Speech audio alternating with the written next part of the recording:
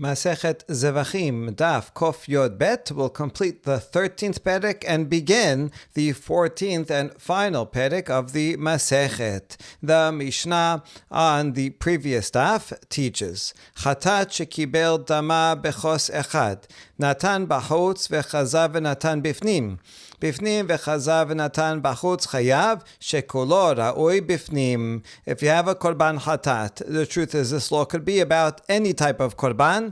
However, in the continuation of the Mishnah, we're going to bring an example from a korban chatat that does not apply to other korbanot. So that's why here we bring the example of a korban chatat. But in fact, this case of blood can be any type. Anyway, a korban chatat, if one received all of its blood in one cup, and then he placed the blood on an altar outside of the courtyard, and then he took the rest of the blood and he sprinkled it on the mizbeach in the courtyard, or the other way around. First, he took that blood and sprinkled it inside the courtyard mizbeach, and then he took the rest of it and he sprinkled it in a mizbeach outside of the courtyard. In either case, he is liable. Karet, if he does it on purpose. Chatat, if he does it by mistake, for the prohibition of using an altar, making an offering on an altar outside of the courtyard.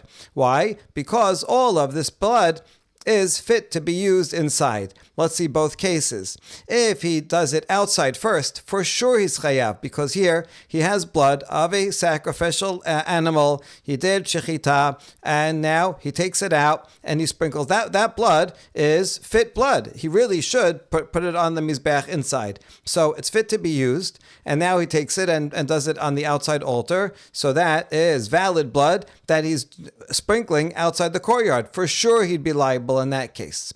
The questionable one is the second case where he already sprinkled it inside. So that means he fulfilled the obligation of this korban by sprinkling it properly inside in the mizbech in the courtyard. At that point, actually, the rest of the blood becomes shirayim, and we saw yesterday that shirayim is actually a machloket. Is it ma'akev or not ma'akev? And the Rabbi Nechemiah says it is ma'akev to pour the shirayim on the base, and therefore, if you pour the shirayim on the base outside, one is also liable. And so the Gemara will say that this line is according to Rabbi Nechemiah, although it's not talking about pouring it on the base outside, but sprinkling it outside. So that's how the Gemara is going to explain it. One could argue perhaps that actually he's not pouring it on the base outside, but sprinkling it outside. So, and also it gives you the reasoning that shekulo ra'ui, it's fit inside. In other words, the sprinklings inside, okay, you did a certain number of sprinklings, and so, if you did more sprinklings, you wouldn't ruin it. So that blood is still worthy of sprinkling until you're done, and then you pour the rest out. So maybe you could argue that he's not pouring it outside, but he's actually sprinkling it outside. That blood, although he did the necessary sprinklings inside, but you still call it ra'ui, and therefore sprinkling outside would be liable, perhaps according to everyone. But anyway, the Gemara says that this line will be only Rabbi Nechemiah treating it as shirayim, and equating the law of pouring it on the base with sprinkling it on the mizbeach outside. All right, next case, kibel dama bishne chosot. If one received the blood in two different cups, you do shechita on the animal, and you have one cup, you put some of the blood in there, then you switch it, and they have another cup. Now, each of those cups can be used at the outset. Natan shenehem bifnim patur. Therefore, if you use both cups for sprinkling blood on the inside mizbeach, inside means in the courtyard, the regular mizbeach for korbanot. So that's proper. That's totally fine. You could use one, then you could switch and use the other. So of course, patur, you didn't sprinkle anything outside. Shenehem bachutz chayav. If you sprinkle from both of them outside, one would be liable, certainly, because you're taking blood that is fit to be used and you're sprinkling it outside. Now, if you do it from both cups, are you chayav twice, two korban chatats? That doesn't depend on the number of cups, but rather on the number of lapses of knowledge. If you sprinkle from both cups within one lapse of knowledge, yet you forgot that this is prohibited, forgot what it is, and you sprinkle from both of them, and then you remember, then you're only liable to one korban chatat. But if it's in two lapses of awareness, then you'd be liable to two. But that depends on the lapses of awareness. Doesn't really matter how many cups it is. Echad bifnim ve'echad bachutz patur. Now, if you first sprinkled from one of the cups inside, and then took the other cup and sprinkled it outside, patur. Why? Because once you use the first cup for sprinkling inside, and then you take the other cup outside, just taking it outside makes it invalid for use. And if it's invalid for use, and then you sprinkle it outside, one is not liable, because you'd only be liable if it was valid for use. So that case is patur. Echad bachus ve'echad bifnim chayav al chison v'apnim mechaper. But other way around in terms of order. If you sprinkle one outside and then the other one inside, so then the one outside you did first. So at that point, either cup was still viable, still valid, and you went and sprinkled it on the outside of the courtyard, liable to that. Now, the other one that remained inside, that does not become invalid. Just because you took one outside, the other one that remains inside is still valid. So if you take that one and afterwards sprinkle that on the proper mizbeach in the courtyard, it's valid, and the korban is mechaper, it atones. So therefore, the kohen who took it outside and sprinkled it outside, he would be liable to karet, but the kohen who brought the one inside, that's totally fine, and the korban would be okay. Next, lemah davar domeh. Now, interestingly, the Mishnah gives an analogy of the blood offerings where there was two cups, one in, one out, and so on, is an equivalent law of the following: Lemafrish chatato ve'abda ve'frish acheret tachteha ve'achar kach nimset harishona haresh shetehen omdot. If someone, he made a sin for which he has to bring korban chatat, and he designates an animal, this will be my korban chatat. And then it gets lost. Oh no, I have to designate another animal. Good, he designates another animal instead. But then he finds the first one. Now he has two animals designated for his korban hatat. He could use either one of them, but not both, because you can't bring a voluntary korban hatat. So whichever one he brings first, good, that'll be his proper korban hatat. The other one now is no longer going to be a sacrificial animal.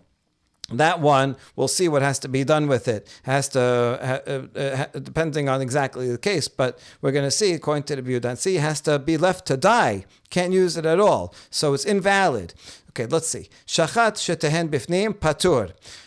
If one slaughtered both of them inside, patur. Well, you're patur from slaughtering outside, obviously, because you didn't slaughter any of them outside. Although the truth is, he did violate a different prohibition. Once you slaughter the first inside, that's good. You fulfilled your korban chatat. The other one is no longer a sacrificial animal, should not be slaughtered inside. So that's a different violation. But anyway, he's patur from the karet for slaughtering something outside. Sheten bachutz chayav. If you slaughter them both outside, then he is liable, because you have to do one of them at least is proper. At that point, while they're both alive, both of them are omdot, both of them are valid sacrifices. Now you take them outside and you slaughter them outside. That's a valid sacrifice that you're slaughtering outside. So at least the first one that one slaughters, he would be liable for slaughtering it. Achad bifnim v'achat bachutz patur. If he slaughters one inside first and then the other one outside, actually that's totally fine, because he did the one inside properly. The other one is not a sacrificial animal, so he's not supposed to slaughter it inside. You should take it outside. So it's no longer valid. It's tachui, and therefore not liable for slaughtering it outside. It's not a sacrificial animal that he's slaughtering outside. If he did slaughtered the one outside first and then the inside, so then the one that he slaughtered outside first was valid as a korban, and he did it outside, so therefore he's liable, karet. And then the other one that he did inside, that's totally fine, that's a good one, and he fulfills his obligation. So you see that the laws here are parallel to the laws in the case of blood. Keshem shedama poter et besara, kachi poteret et besar chaverta. Now a separate case, a similar case in terms of the that you have two animals, you lost one, you found the other one, now you have two korban hatats, and now let's say you slaughter them both at the same time in the courtyard. Since you slaughtered them both at the same time, so now we don't, which one is the right one, which one is the invalid one? It depends which one you sprinkle its blood first. So once you take one of them and sprinkle its blood, then once you sprinkle its blood, that animal whose blood it is no longer going to be liable to me'ilah. In fact, now the Kohanim can eat the meat of that animal. The law of Kodesh Kodashim is that it becomes liable to me'ilah as soon as you consecrate it, until you sprinkle the blood. If you get benefit, me'ilah. Once you sprinkle the blood, then for korban hatat, the rest of it is no longer liable to me'ilah. And so once you sprinkle the blood, that's poteret besara, the flesh of that animal is no longer liable to me'ilah. And also, because you sprinkled this one, now the other animal that you slaughtered is also no longer a sacrificial animal, and so that also no longer will one be liable to me'ilah if you got benefit from that other one, because you can't use both of them. One is valid, the other one becomes invalid. Bishlama bachutz v'chazav v'natan bifnim shekolo ra'ui liot bifnim aval bifnim ve'lan bachutz shirayim ninhu. Now we're going to analyze the beginning of the Mishnah. We understand the case where you have a cup of blood, and first you sprinkle it outside, and then you sprinkle it inside. There you're going to be liable because it was entirely fit. All that blood is fit to be placed inside at the beginning. And now you're taking that valid blood, taking it out and sprinkling it outside. So obviously you'd be liable. Aval bifnim ve'lan bachutz shirayim ninhu. But the other way around, if it was inside first, you sprinkled it inside. Good. You fulfilled your obligation for this korban. It atones. And then you take that very blood. Now that blood is shirayim, is a remainder. You're supposed to put it on pour it out on the base. Now you take that outside and sprinkle it outside, but that's shirayim. So therefore, that should not be liable, because shirayim, the majority opinion is that, well, you're supposed to pour it on the base. If you don't, it's not na'akev, it's not necessary. And therefore, who cares what happens with that blood? It's no longer valid blood, it's only shirayim. And the answer is Hamaneh Rabbi Nechemia Dama Sheyareh Hadam Shekriban Bachutz Chayav. We're following the opinion of Rabbi Nechemia, who says that the remainder of the blood that you offered as a sacrifice outside the courtyard, one is liable. And you see that would be true if you poured it on the mizbeach outside, or if you sprinkle it on the mizbeach outside. That blood, even though it's called shirayim, still has its own mitzvah. That's me'akev. You have to put it on the mizbeach. And therefore, this clause of the Mishnah has to be the opinion of Rabbi Nechemia. Rabbi Nechemia ema sefa kibel dama b'shnei chosot natan shenehem bifnim patur shenehem bachutz chayav echad bifnim ve'echad bachutz patur v'amar Rabbi Nechemia sheyareh hadam shekriban bachutz chayav. If it's true that this Mishnah is Rabbi Nechemia, how can you reconcile that with the continuation of the Mishnah that says that if one received the blood in two separate cups and you sprinkle both of them inside patur, because none of them went outside, so certainly that's okay. If both outside, you'd be liable. One chatat or two chatas, depending on the lapses of awareness. If first you did it inside and then outside, patur. Wait, why should it be patur in that case? If you're following Rabbi Nechemia, once you sprinkled one of them inside, so then the rest of it will be shirayim, and shirayim that you didn't use is going to be liable. So here you have, it's one cup, even though it's in two cups. Okay, it doesn't matter. The idea here right now, we're assuming that doesn't matter, that you have two cups. One of them you used to sprinkle. Now the rest of the blood in that first cup is shirayim, and the blood in the second cup is also shirayim, because you did all the sprinkling. And according to Ben Nechemia, all the shirayim would have to be put on the base, that's me'akev, and if you offered it outside, then you'd be liable. That should apply to either cup is shirayim and is necessary and should be liable. So how come the Mishnah says patur if it's following Rabbi Nechemia? And the answer is Sefa Tana Tanakamad Rabbi Elazar Rabbi Shimon Damar Kos Ose Dichui Lachavero. Oh, the Sefa is following the opinion of the Tanakama of Rabbi Elazar Rabbi Shimon. They have a machloket, and the Tanakama says that if you have two cups of blood and you use one of them to sprinkling on the Mizbeach properly, then the other one is not called shirayim. The other one is called dahui. It becomes pushed out. It's invalid, disqualified. So as long as you're following that, the Rabbi Elazar ben Rabbi Shimon does not say so. He says, no, the other blood is also a remainder. But we're going to follow Tanakama here. That is true. The first cup that you use to sprinkle the rest of the blood in that cup will be shirayim. And so that would follow Rabbi Nechemiah. Shirayim would be liable if you do it outside. But the other cup becomes dahoy, becomes invalid. And everyone would say that if you sprinkle invalid blood outside, one is patur. And so that would explain the law in the Sefa, that if you did it inside first and then the other one you sprinkled outside, the other one is not shirayim, it's dahui. And so that's why one is patur. Lema davar domeh, lemafrish chatato v'abda v'ifrish achar tachtea v'achar kach nimset harishona. Lema davar domeh, lamani. Then the Mishnah says, what is the case of the blood similar to? It's similar to the case of two korban chatas that he designated. Why do I need this analogy? What new information is this analogy teaching me? Well,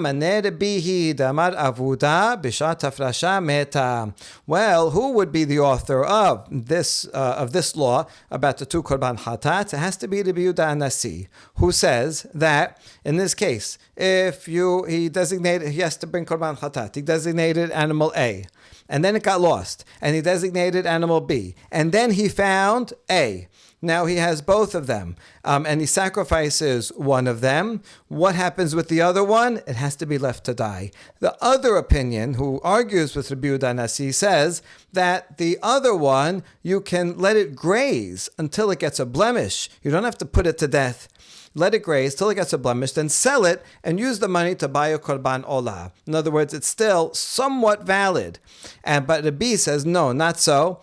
In the case where everything happens in that order, the other one has to be left to die, meaning it's completely invalid. And so in that way, it's parallel to the case of the blood, where when you have two cups and you use one, and then the other one you take outside, that becomes invalid. It's not just that it doesn't have any validity at all. Whereas the sages would say, okay, it has some validity, it's still holy as a korban, so let it graze. And once it has a blemish, then we can't use it anymore, so then you get another one. But that would not be totally invalid. That's still somewhat valid, as we'll see. And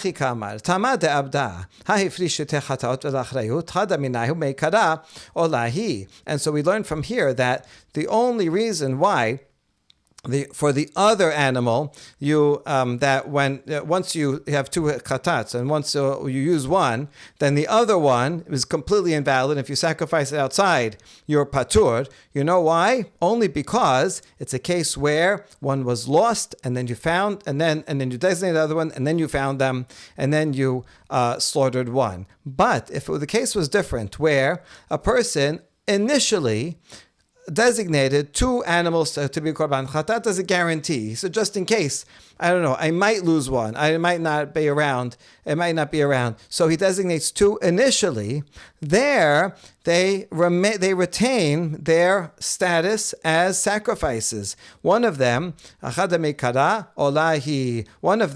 even from the outset, he has in mind, will end up being a korban chatat. In other words, because he's designated from the outset, not as a replacement, but from the outset. So what he has in mind when he brings them is, I have these two things, I'm designating them as korban chatat. One of them, only one obviously, I will use for korban chatat, and the other one, its value will end up being a korban olah. In that case, everyone would agree that the other one does not become invalid, but rather retains a status as a korban.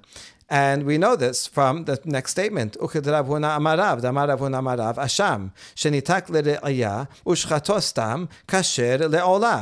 says, if you have a korban asham that was designated to go to graze, to get a blemish, so that then we could sell it and use the money for a korban olah.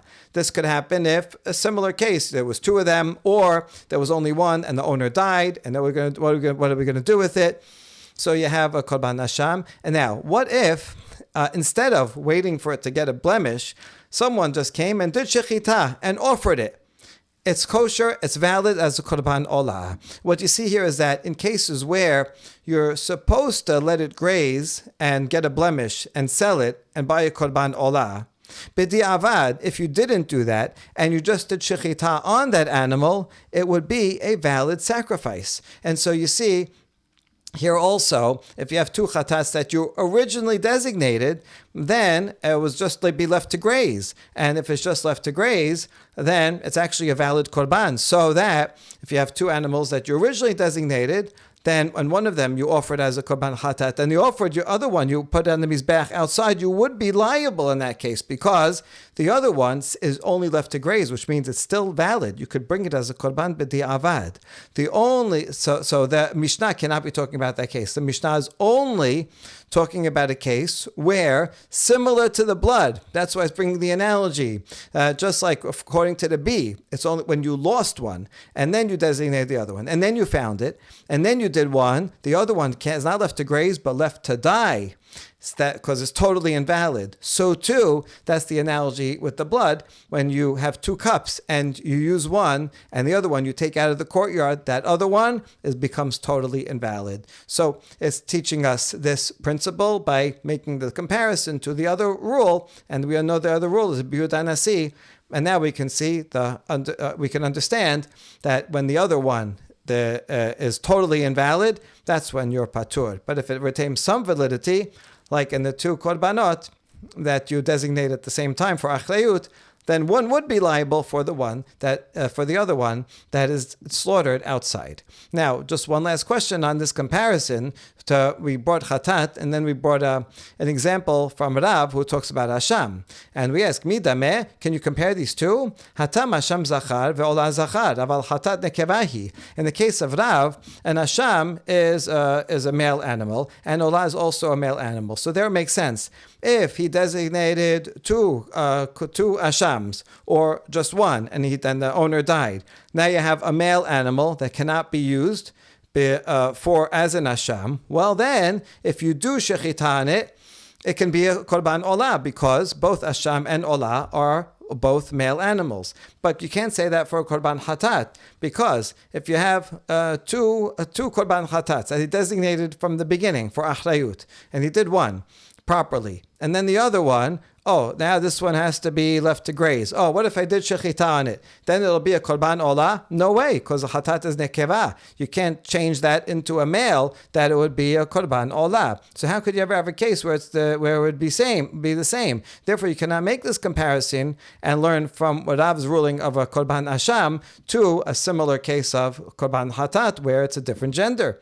Amar Rav Chaya miyosti niya b'seir hanasi. Rav Chaya from Yosti Niya said, actually, there is an example of a male hatat, which is the goat, the sin offering for a goat of a nasi. If a nasi or king does sin, then he brings a male goat. And so that's a korban hatat. So if you have all that case with a male goat that was, you already used another one, and now he has this one that has left to graze, and he ends up doing shechita, it will turn into a korban olah. Hadran alach hashochet vehama'aleh. We now begin the 14th perek, and we have all of the Mishnayot of the perek right here up front. The rest of the daf will be just Mishnah of the entire perek.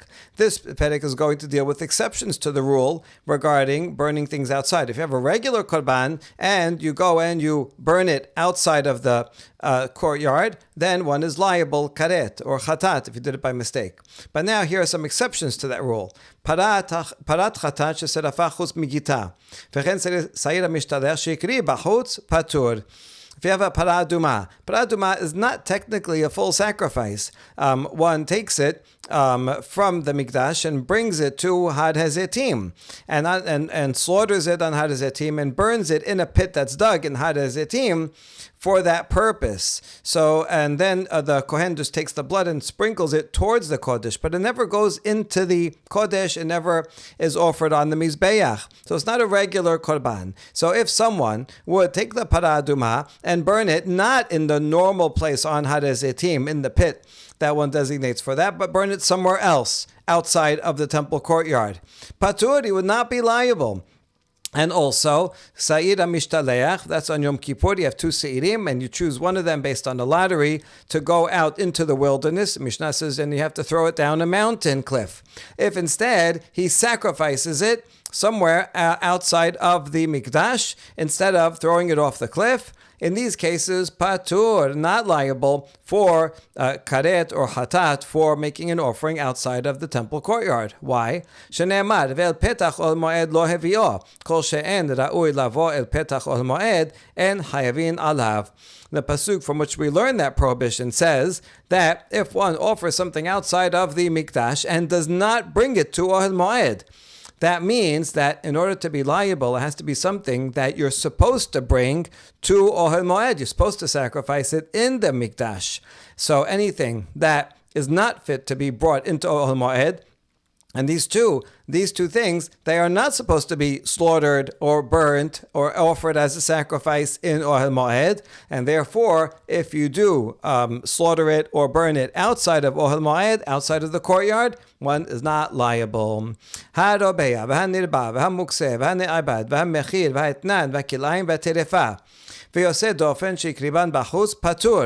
here's a list of animals that are not fit to be sacrificial animals.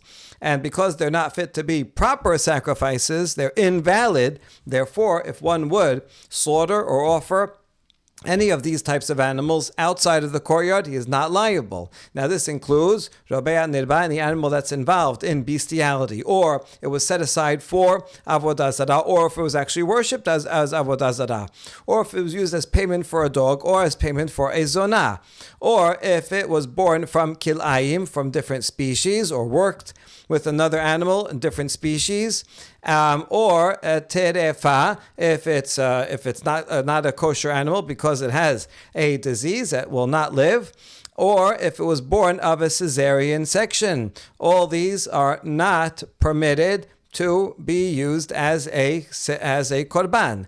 And therefore, if one offers it outside, they are not liable. Shene'emar, lifnei mishkan Hashem, kol she'en ra'ui lavo lifnei mishkan Hashem, en hayavin alav. And we learn this from the words that he doesn't bring it lifnei mishkan Hashem, that he's supposed to, and he offers it outside instead. So he's only liable if it's something that he could bring before mishkan Hashem. But these cannot be brought, and therefore not liable. Ba'ale mumin, ben ba'ale mumin kebu'in, ben ba'ale mumin ovrin, shehikrivan ba'chutz patur. If you have an animal that has a blemish, whether it's a permanent blemish, cannot be offered ever. Or if it's a temporary blemish, it will get better, but right now it has this blemish and cannot be offered right now. If you take that animal now and offer it outside of the temple courtyard, patur, because it's not valid. Rabbi Shimon omer, ba'ale mumin kebu'in patur, ba'ale mumin obrin, hayab belo ta'aseh. Rabbi Shimon disagrees, partially. He agrees regarding if it has a permanent blemish, then, and you offer it outside, patur. If it has only a temporary blemish, and while it has that temporary blemish, he offers it outside of the temple courtyard, he is only liable as a lo ta'aseh. He does not get karet. If he did by mistake, he would not have to bring korban hatat. If he did on purpose, he would get lashes, but as a lav. So it's just a lo ta'aseh, not chayav karet. Because at that time, the reason why he doesn't get karet is because at that time, it's not fit to be brought as a proper korban. However, it's still a lav because since in time, if you wait, it will be a valid korban. Therefore, even now, it's prohibited as a lo ta'aseh. That's Rabbi Shimon's opinion here, and in the next cases that are similar. Torim shelo higia zemanan, ubnei yonah she'abar zemanan, shekrivan b'chutz patur. Tor has to be an older bird. So if it's not yet developed, it's talking about the development of its wings, have to get a golden color in order to be valid as a korban. So right now, the tor is too young to be offered as a sacrifice. If you offer that outside of the temple courtyard, patur, because right now it cannot be used.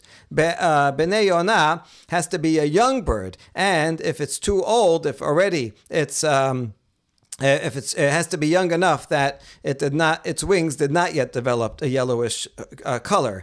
And so if it's Bnei Yonah is too old and cannot be used anymore as a proper sacrifice, and you offer it outside, in that case also right now it cannot be used, and so patur. Rabbi Shimon Omer Bnei Yonah Shavar Zamanan Patur. Rabbi Shimon partially agrees. If it's a ben Yonah that is too old, that's it. Once it's too old, it's permanently going to be too old. It's never going to be good. Therefore, that's similar to a permanent blemish. This is never going to be good. Therefore, if you offer it outside, patur. However, the other case, torim shelo higia zemanan belo ta'aseh, a tod, it's too young. But if you wait a while, then it will be valid as a korban. So that's the same as a temporary blemish. And so once again here, if he offers it outside of the temple courtyard, he's liable for lo ta'aseh, but not karet. Otovet beno umchusar zeman patur. If one slaughters a mother and an offspring on the same day, then neither of them can be used as a korban. This is a prohibition, and it doesn't matter which one is first or second. Both of them are prohibited to be used as a korban. So if you take either one of them and offer it outside of the temple courtyard, patur. Or if its time has not yet arrived, it's too young. An animal has to be at least 8 days old, and so now it's not 8 days old, so it cannot be. It's a third day, cannot be used as a korban. If you offer it outside, patur. That's Tanakama. Rabbi Shimon Omer hareze belo ta'aseh. Rabbi Shimon Omer kol shehu ra'ui lavo lachar zeman. Hareze belo ta'aseh. Ben bo karet. Hachamim omrim kol she'en bo karet en bo lo ta'aseh. Rabbi Shimon disagrees on the case of mechusar zeman, since temporarily it's no good, but if you wait a few days, then it will be okay. And therefore, Rabbi Shimon says in that case, it's a lo ta'aseh. If he does it while it's still young, offers it outside. And here's the general principle that covers all the cases that we've seen so far. According to Rabbi Shimon, anything that will be valid after some time, if you do it now outside of the mikdash, it's a lo ta'aseh, although no karet. However, Chachamim say any case where there's no karet, there's no lo ta'aseh either. Chachamim say it's all or nothing. Mechusar zeman ben begufo ben bib'alav. When we say an animal, the time has not come yet, it could be something intrinsic to it, like an animal that's not 8 days old, or a bird that's not old enough. That would be begufo. Or it could be that it's lacking time because of the owner. So the owner is still tameh and cannot yet bring a sacrifice, but eventually they will become tahor and can bring that sacrifice. Here's some examples. Ezehu mechusar zeman bib'alav, hazav hazavav hayoledet v'mesora sheikribu chatatam v'ashamam b'chutz peturin. What's an example of a case where the owner has to wait some time? If a person became tameh as a zav or zava or yoledet, a woman who gave birth recently, or mesora, and if they bring a korban hatat or a korban asham, and they do it outside of the temple courtyard, they are patur, because while they are still in the state of being a zav, yoled, mesora, they cannot bring a korban to serve as atonement. And chatat and asham both are things that require atonement, and so they cannot bring those until their process is done, right? Until they wait a certain amount of time and go to the mikveh and do everything they have to do. So therefore, since while they are still in the state of tum'ah, they cannot bring these inside, therefore if they bring them outside, they are not liable. However, olotehen v'shamehen b'chutz chayavin, even while they are zavai yoledet mesora, they can bring a korban olah or a korban shelamim. And even while they are tameh, they're not doing it themselves, they send someone and the kohen does it for them. And so, since they can bring those will be valid sacrifices if brought inside. Therefore, if they bring them outside, they would be liable to karet. המעלה מבשר חטאת, מבשר אשם, מבשר קודשי קודשים, בשר קודשים קלים, ומותר העומד ושתי הלחם, ולחם הפנים ושיירי מנחות. Now we're going to list a whole bunch of cases where if you do any of these things outside of the temple courtyard, one is patur from karet. And these examples are someone who burns outside of the temple courtyard the flesh of a korban hatat. The flesh of a korban hatat is supposed to be eaten by kohanim. It's not supposed to be burnt on the mizbeach at all. Therefore, since it's not a sacrificial act to burn them, you're not supposed to burn them in the mikdash. If you burn them outside the mikdash, that's not a sacrificial act, and therefore patur. Same thing with flesh of an hasham, which the kohanim are supposed to eat, or flesh of kodesh kodashim, like the korban shelamim on Shavuot, which is a public korban shelamim, and that has the status of kodesh kodashim. Also, that's supposed to be eaten, not burnt. Or if it's the flesh of kodashim kalim, which anybody can eat, or the leftover of a korban of the omer that's brought on the second day of korban pesach, and you take a kometz, and then the rest of it is supposed to be eaten. Or sheteh halechem, the 2 loaves on Shavuot, is supposed to be eaten by kohanim, and lechem hapanim also. The showbreads every Shabbat are supposed to be eaten by the kohanim, and the leftover, the remainder of any korban, where you take the kometz goes on the mizbeach. So that part of it, yes, is a sacrifice. But the rest of it is not a sacrifice. You're supposed to eat it, not put it on the mizbeach. Therefore, since it's not a valid sacrifice inside the mikdash, if you offer it outside of the mikdash and burn it on the mizbeach, one is not liable. Similarly, v'hayotzek, v'hapotet, v'habolel, v'hamolech, v'hameniv, v'hamegish, v'hamsader et hashulchan, v'hametiv et hanerot, v'hakometz, v'hamekabel damim, b'chutz patur. If someone does any of the acts of preparation of a korban mincha, because these are only preparatory and not the final act of actually burning the part of the korban mincha that's supposed to be burnt, because these are only preparatory acts. If one does one of these preparatory acts outside of the mikdash, he is not liable. And that includes pouring oil onto the flour, or breaking a loaf into pieces, which you have to do for some korban minchas, or mixing the oil and the flour together, or putting salt into the mincha offering, you have to put salt. Or if you wave a meal offering, or bring the meal offering close to the corner of the altar. If any of these things you do, you have an altar outside of the mikdash, and you bring the korban close to the altar. All these things are only preparatory. They're not the end of the sacrifice itself.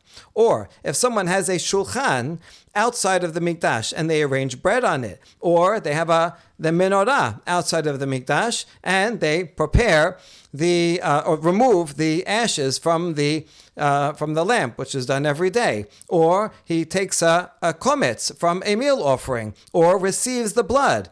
Although these are part of the process of things that are done in the Bet HaMikdash, they're not the final act. And it's only the final act of actually sprinkling the blood or burning the kometz, that would be a final act. If you did that outside of the Mikdash, then you'd be liable. But these preparatory items, one is not liable if one does it outside. ואין חייבים עליו, לא משום זרות, ולא משום טומאה, ולא משום מכוסה בגדים, ולא משום שלא רחוץ ידיים ורגליים. And there's another consequence, not that all these actions that we mentioned, if you did it outside the mikdash, one is not liable. And also, if anyone did one of these actions in the mikdash, in an improper way, it is in fact prohibited. However, one is not liable to karet or mitabidei shamayim for doing these things. And that includes a zad, a non-kohen, who does any of those things. If a non-kohen does these preparatory acts or things that are not in and of themselves a sacrifice, then they are not prohibited, but not liable to karet or mitabidei shamayim, or kohen who's tameh, or a kohen who's not wearing the bigdei kehunah. A kohen who's not wearing bigdei kehunah is like a zad, even though he's technically kohen. If he's not dressed properly, same status as a zad. Or if a kohen did not wash his hands and feet as he's supposed to before performing a temple service, if he would do one of these things that is the end of a sacrifice, like sprinkling the blood, then it would be mitabidei shamayim. Yes. However, if he does one of these things that are not the end of a sacrifice, then it's prohibited and it's invalid. However, he will not receive not mitabidei shamayim nor karet. עד שלא הוקם המשכן היו הבמות מותרות ועבודה בבכורות, ומשהוקם המשכן נאסרו הבמות ועבודה בכהנים. Now we're going to have an entire history of when bamot were permitted and when they were prohibited. Before the Mishkan was built, bamot, that is private altars, someone could make a mizbeach anywhere they want, those were permitted before the Mishkan. After all, there were korbanot that were given before the Mishkan was built. So that would be on bamot. And in the bamot, the people that did the service were the firstborn. They were in charge. However, after the Mishkan was built, then bamot became prohibited. So that means all the 40 years in the desert, they had a Mishkan. And so any korban that anyone wanted to bring had to be only in the Mishkan. They cannot make a private altar. And now the function switched from the firstborn to the Kohanim. Kodesh Kodashim nechalim lifnim min hakelaim vekodashim kalim v'chol machane Yisrael. At that time, when you had a Mishkan, the Kodesh Kodashim, they could, like a korban hatat and asham, that would be in by the Kohanim within the curtains of the Mishkan. Whereas Kodashim Kalim could be in anywhere in the encampment of Israel. That's when they're encamping all the 12 tribes around the Mishkan. So anywhere in the encampment of Israel, they could eat the Kodashim Kalim. Ba'u la'Gilgal, hutru abamot, kodesh Kodashim nechalim lifnim min hakelaim vekodashim kalim bechol makom. Once they entered into Israel, so then they had they erected the Mishkan at Gilgal. That's immediately when they entered in. And for the next several years, 14 years, they were involved in conquering the land. They were not at rest. Because they were not at rest, this Mishkan that was at Gilgal was not considered one at rest, and therefore the law went back to a time when bamot were permitted. And at that time, Kodashim, Kodshei Kodashim could be within the curtains of the Mishkan at Gilgal. But Kodashim Kalim, you could eat any place, because Kodashim Kalim you could make at home, in your bama. So you could have private altars for Kodashim Kalim anywhere that you are. But Kodshei Kodashim, that would have to be at the Mishkan at Gilgal and eaten within the curtains of the Mishkan. באו לשילה, נאסרו הבמות, ולא היה שם תקרה, אלא בית אבנים בלבד מלמטן, והיריעות מלמעלן, והיא הייתה מנוחה. When they got to Shiloh, they brought the Mishkan to Shiloh, then bamot became prohibited again. Now in Shiloh, there was no solid roof, rather there were stones that were used for the bottom, for the walls, but then above, the curtains of the Mishkan were the roof. So it was not a permanent or a stone roof, but rather the curtains on top. And this, even though it was not a 100% permanent structure of stone, but it was part stone and part curtains, was called menucha. This is relating to this pasuk that explains the prohibition of bamot. Don't do what we do here today. Everybody whatever they want. Everybody makes bamot anywhere they want, because it's only permitted, Moshe is explaining, when it's permitted, you have not yet come to the rest and the inheritance. When you come to the rest and inheritance, then it will be prohibited to make any bamot. So we see that once they come to Shiloh, that fulfills menucha. We're going to see that once they come to Yerushalayim, that fulfills nahala.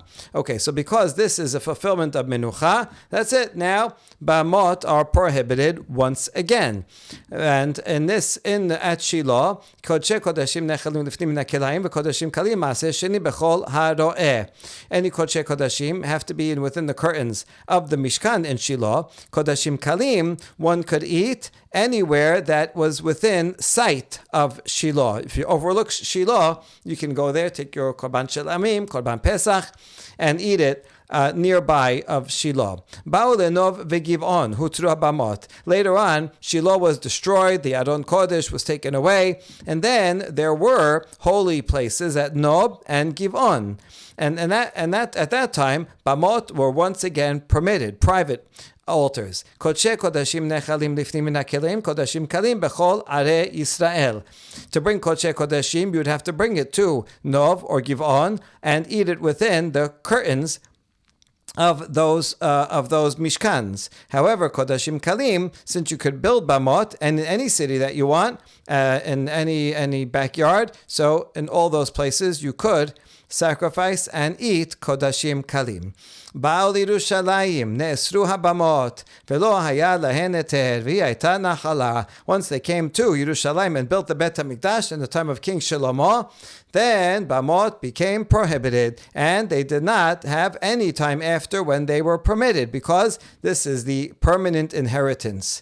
Kodshe kodashim nechalim lifnim min hakelaim, kodashim kalim maseh sheni lifnim min hachoma. And at that time, kodshe kodashim would have to be eaten within the curtains of the temple courtyard. It's really a courtyard with the gates and walls. And kodashim kalim could be eaten anywhere within the walls of the city of Yerushalayim, which would be the parallel to the Machane Yisrael. Kol HaKodashim shiktishan b'shat isur habamot v'ikriban b'shat isur habamot b'bachos harei ulba'aseh v'lo ta'aseh v'chavin alav karet. If you have any sacrificial animal that was sanctified at the time when bamot are prohibited, and if they were offered outside of the temple courtyard, also when bamot are prohibited, then there one would violate a misvat aseh to bring it into the Bet HaMikdash, and also violate a lo taseh and is liable to karet for that lo taseh of offering something outside of the temple courtyard. Hikdishan b'shat heter habamot v'ikriban b'shat isur habamot b'chutz harei b'aseh v'lo taseh ve'en hayavin alav karet. However, if someone sanctified an animal at a time when bamot were permitted, so at that time he could have brought it anywhere at home. But then, in the meantime, before he got to actually offer it, the bamot became prohibited. It's at one of those transition times. Now, this animal you may not offer outside. And if he offers it outside of let's say he designated it before the Bet HaMikdash was built. And now the Bet HaMikdash is built, and if you still offer it outside, you violate an aseh and a lo taseh, but no karet, since you designated it before there was a Bet HaMikdash, before you designated it when it was permitted. So the punishment is less. Hakdishan bishat isur bamot v'kriban bishat heter bamot harei elu ba'aseh ve'en bahem lo ta'aseh. The other way around, if one sanctified an animal when bamot were prohibited, like when Shiloh was up, and then he didn't get around to offering it, and Shiloh was destroyed, and now bamot are permitted again. In that case, if one offers it outside, one violates only a misvat aseh for not having brought it to the Mishkan at an earlier time, but there's no violation of lo taseh and certainly no karet. Ve'elu kodashim kerevin b'mishkan. Kodashim shuktashu lamishkan korbanot tzibur kerevin b'mishkan ve'korbanot hayachid b'bama. Which sacrifices have to be brought to a Mishkan when bamot are permitted, but still, the following have to be brought in the Mishkan, kodashim, that were sanctified for the Mishkan specifically. And also, public, communal offerings have to be brought in the Mishkan, but private offerings can be brought at a bama.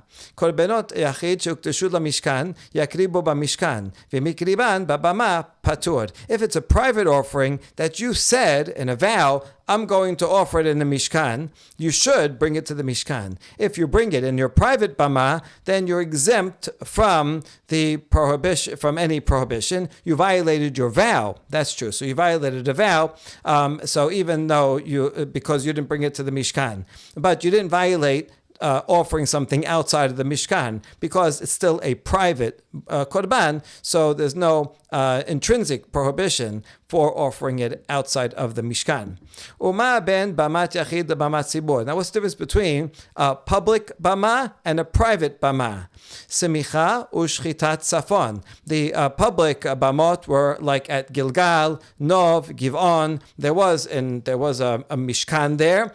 and public altar. So those would be places where you'd bring the Kodesh Kodashim. But is that all these were at the time when private bamot were also allowed. So now bamot are allowed. So what's the difference between the laws of something that you bring in a bamat yachid at home and a bamat sibur? Simicha, putting your hands on the animal, is only in a bamat sibur, and shechitat safon, the killing kodesh kodashim in the north part of the courtyard, that's only in a bamat sibur. And also matan saviv, placement on all around the sides of the mizbeach that are all four or two that are four. That's only going to be for the kodesh kodashim that are offered on the public bamot. Utnufa vehagasha, and waving of a korban shelamim. You only have to do the waving of a shelamim if it's on the public altar, not on a private one. And if you have a korban mincha, only on the public altar do you have to bring the korban mincha to the mizbeach. But if you bring a korban mincha at home, you don't have to bring it close to the mizbeach. That's Tanakama. Rabbi Yehuda Omer en mincha babama. Rabbi Yehuda says no, there's no korban mincha at all in private altars. So therefore, this whole law will not apply. But the Tanakama thinks that there is. There are korban mincha also at a private altar. V'chihun, having a kohen. You need a kohen at the public altar, but not the private. Bigdei sharet, v'chlei sharet, v'reach nichoach, u'mechisa ladamim, berichus yadayim v'raglayim. And the clothing of the kohanim is only at the public bama, and temple holy vessels, sanctified vessels, are only used at the public bama. And the law of reach nichoach says that you have to take the sacrificial parts and place them on the mizbeach while they're raw, so that as soon as you put them up, it makes a lot of smoke, and that's a beautiful, pleasing aroma. You cannot roast it first and then put it on the mizbeach. That's true for the public bama, but not the private bama. There you can roast it before and later on put it on the private bama. And the mechitza ledamim, that's the red line that separates the upper and lower. That's only for korban hatat, for an animal. That would only be done in the public bama, and there's no separation line in the private bama. And sanctifying hands and feet is also only done in the public bama, does not apply in the private ones. Aval hazeman hanotar vatameh shavin bazeh ubazeh, but the law of pigul and notar, leaving something over, or becoming tameh, you can't eat it while you're tameh. All these laws apply both to the public and to the private bamot. Baruch Adonai Le'olam. Amen ve'amen.